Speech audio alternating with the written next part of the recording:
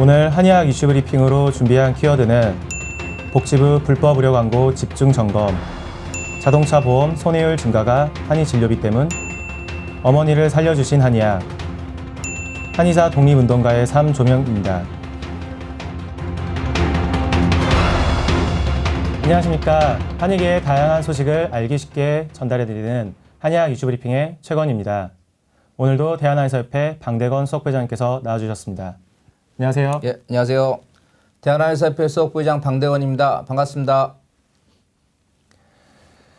첫 번째 키워드부터 보시겠습니다. 수석부회장님, 보건복지부가 불법 의료 광고 퇴출을 위해 적극적인 단속에 나선다는 소식이 들어와 있습니다. 네, 최근 보건복지부가 한의업, 의업, 취업 등의 보건의료 단체들과 함께 청소년을 대상으로 한 성형, 미용 관련 거짓 광고와 과장 광고에 대해 집중 단속을 할 예정입니다. 특히 인터넷과 SNS 등 온라인 광고에 자주 등장하는 수술 체험담 형태의 의료 광고는 잘못된 치료 효과에 대한 인식을 제공할 우려가 매우 크기 때문입니다. 의료법 제56조에서는 거짓된 내용의 광고와 객관적인 사실을 과장하는 광고, 치료 효과를 오인하게 할 우려가 있는 광고, 법적 근거가 없는 자격이나 명칭의 표방 등을 엄격히 금지하고 있습니다. 네, 그렇군요. 일부 의료기관의 잘못된 의료 광고로 인해 자라나는 청소년들이 회복 불가능한 심각한 피해를 입을 수도 있는 만큼 불법 의료 광고에 대한 철저한 단속이 뒤따라야 할 것입니다. 두 번째 키워드로 넘어가겠습니다. 자동차 보험 손해율 상승의 주 원인이 한의 진료비 증가가 아닌 과다한 물적 담보 때문이라는 지적이 제기돼 관심을 끌고 있습니다. 예, 그렇습니다. 손해보험사들이 작년부터 올해까지 3번에 걸쳐 자동차 보험료를 인상하는 과정에서 추나요법 등의 한의 치료비 증가가 주된 원인인 양 말하고 있으나 사실은 그렇지 않습니다. 자동차 보험은 크게 물적 담보와 인적 담보로 나뉘는데 지난 2008년 이후 물적 담보 보험금 비중이 인적 담보를 역전해서 계속해서 상승하고 있습니다. 물적 담보 손해율이 증가하는 가장 큰 원인은 국산차 가격의 상승과 함께 고급 럭셔리카에 대한 수요 증가로 수리비가 많이 드는 외제차 점유율이 높아지고 있는 것에 있습니다. 이와 관련해서 대한한방병원협회 이준호 부회장은 부품을 수리하는 비용보다 사람의 몸을 치료하는 비용이 우선 고려돼야 함에도 불구하고 국민 건강은 뒷전인 채 손쉽게 손해만 줄이는 방법만 고민하는 모습으로 비춰질까 우려된다라고 지적하였습니다. 네, 그렇군요. 자동차 보험의 손해율이 증가하고 있는 원인은 고가 차량에 대한 수요 증가와 비싼 수리비 부담, 그리고 양방 진료비의 과다 점유 등 여러 요인이 있는데도 마치 추나요법의 건강보험 급여화 때문에 손해율이 증가했다는 진단은 핑곗거리에 불과한 것 같습니다. 이제 세 번째 키워드로 넘어가겠습니다. 뇌질환으로 고통받던 환자가 한의 진료를 받고 호전되자 환자 가족이 뇌질환 연구에 더욱 매진해달라며 후원금을 전달해 눈길을 끌고 있습니다. 예, 그렇습니다. 최근 강동 경희대한방병원에서 후원금 전달식이 열렸습니다. 뇌질환을 앓던 환자의 병세가 크게 호전되자 그 환자의 자녀가 진료를 담당했던 박성욱 교수에게 감사의 뜻으로 1,000만 원의 후원금을 전달한 것입니다. 전달식에 참석한 환자 가족은 어머니가 한의 진료를 받은 후 현재는 일상생활을 정상적으로 할 수 있을 정도로 호전돼 감사의 마음을 꼭 전하고 싶었다면서 앞으로 뇌질환 관련 한의학 연구가 더욱 활성화돼서 많은 환자들이 한의학의 혜택을 받을 수 있기를 희망한다고 밝혔습니다.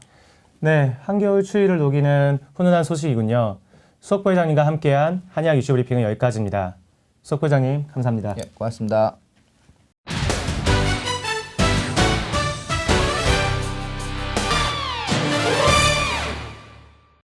네, 이번에는 한의계 소식 중 가장 크게 관심을 받았던 뉴스를 좀 더 자세히 살펴보는 한의학 이슈의 창 코너입니다. 한의신문사 민보영 기자 나와 있습니다. 네, 안녕하세요. 한의신문의 민보영 기자입니다. 한의신문에서 주로 학술 분야 맡고 있고요. 오늘은 일제강점기 하에서 독립운동에 투신했던 한의사에 대해 다룬 방송을 얘기하려고 합니다. 네, 민 기자님 반갑습니다. 내용 소개해 주시죠. 예, 지난달 31일 KBS 1TV 다큐 세상에서 독립운동의 숨은 영웅들 한의사 편을 방영했는데요. 일제강점기 시절 독립운동에 헌신한 강우규, 신홍균, 허발 선생 등 한의사 3인의 삶을 조명해 큰 관심을 끌었습니다. 먼저 한의사인 강우규 선생은 65세의 고령에도 불구하고 1919년 9월 서울역에서 제3대 조선 총독인 사이토 마코토에게 폭탄을 던져 제2의 3.1운동의 도화선이 되기를 갈망했고 결국 체포되어 사형 선고를 받았습니다. 두 번째로는 신홍균 선생이 소개됐습니다. 독립군 3대 대첩 중 하나인 대전자령 전투에 군의관으로 참전했던 한의사 신홍균 선생님이었습니다. 신홍균 선생은 전투 중 폭우로 식량이 부족해지자 전투 지역에 서식하는 식용버섯을 발견해 독립군이 굶주림을 버텨가며 전투에서 승리하는 데 일조했습니다. 마지막으로는 허발 선생인데요. 저항시인 이육사의 외삼촌으로 알려진 한의사이기도 합니다. 허발 선생은 당시 의병장이었던 허위 선생을 도와 자신의 한의원을 독립군 기지로 활용하면서 군자금을 조달하는 등 독립운동에 헌신했습니다. 당시 한의사들이 이렇게 투신하게 된 이유가 있는데요. 바로 한의학 말살 정책 때문이라고 합니다.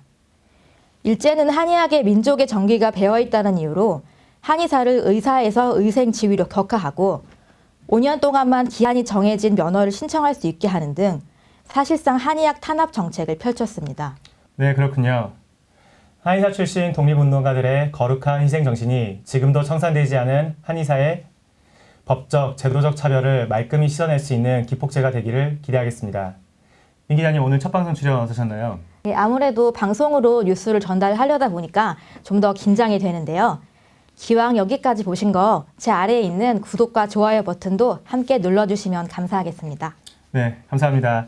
다음에도 멋진 내용을 갖고 만나 뵙길 기대하겠습니다. 오늘 나와주셔서 감사드립니다. 예, 감사합니다. 한의학 이슈 브리핑, 앞으로도 더욱 알찬 정보로 여러분들을 찾아뵙겠습니다. 감사합니다.